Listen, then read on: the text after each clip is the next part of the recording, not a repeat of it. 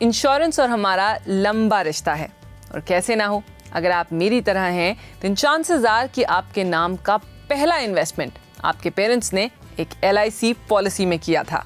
Solid investment, क्योंकि पता है कि मार्केट अप हो या डाउन, अगर हर साल अपने प्रीमियम टाइम पे भरो तो रिटर्न गारंटीड है। मगर मान लो अगर किसी वजह से प्रीमियम मिस हो गया हो तो। हाय, आई एम वानी और इंश्योरेंस के बारे में मैं बहुत पैशनेट हूँ। LIC और मैं इस वेब सीरीज के माध्यम से इंश्योरेंस के बारे में कुछ कंफ्यूजन्स दूर करना चाहते हैं। तो शुरू करें। आज की टिप है लैप्सेशन पर। क्या हो सकता है जब हम अपना प्रीमियम पेमेंट मिस कर देते हैं? How do we fix it in the best and fastest way? क्योंकि लैप्सेशन का प्रोसेस अलग होता है हेल्थ प्लान्स के लिए, आज हम बात करेंगे इंश्योरेंस प्लान्स के बारे में। हेल्थ प्लान्स अगली टिप में।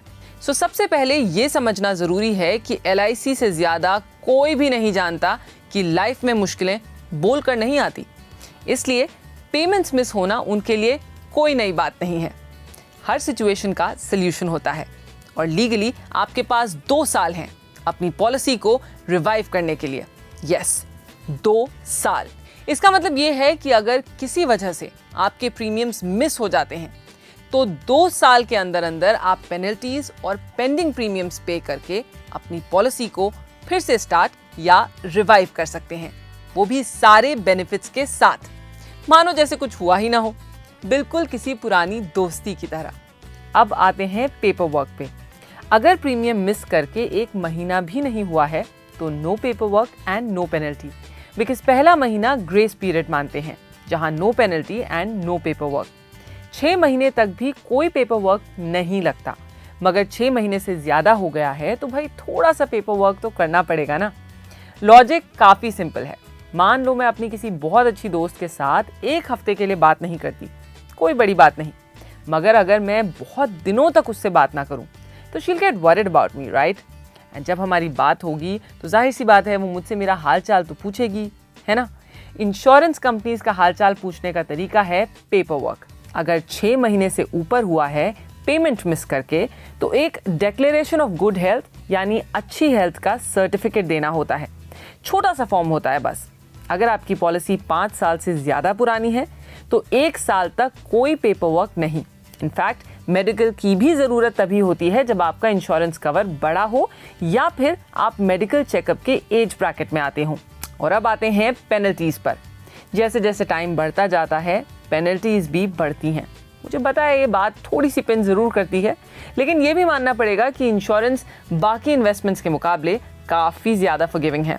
अब आप ही बताइए, और कौन सा ऐसा इन्वेस्टमेंट है जहां आप 2 साल तक बिना पैसे दिए अपना इन्वेस्टमेंट बनाए रख सकते हैं? तो थोड़ी पेनल्टी तो जायज़ है मेरे हिसाब से। तो अगर आपका प्रीमियम या आपके प्रीमियम्स मिस हुए हैं तो घबराइए बिल्कुल भी नहीं। अपनी LIC की किसी भी ब्रांच पे जाइए या अपने LIC एजेंट से मिलिए और अपने ऑप्शंस एक्सप्लोर कीजिए। क्या पता उस समय कोई रिवाइवल कैंपेन चल रहा हो सकता है कि आपको पेनल्टीज पे भी डिस्काउंट मिल सकता है। जैसे कि 16 अगस्त से 15 अक्टूबर तक LIC का स्पेशल रिवाइवल कैंपेन चल रहा है और इसमें लेट फीस पे डिस्काउंट और मेडिकल चेकअप्स पे भी रिलैक्सेशंस मिल रहे हैं। रिश्ते निभाने से बनते हैं।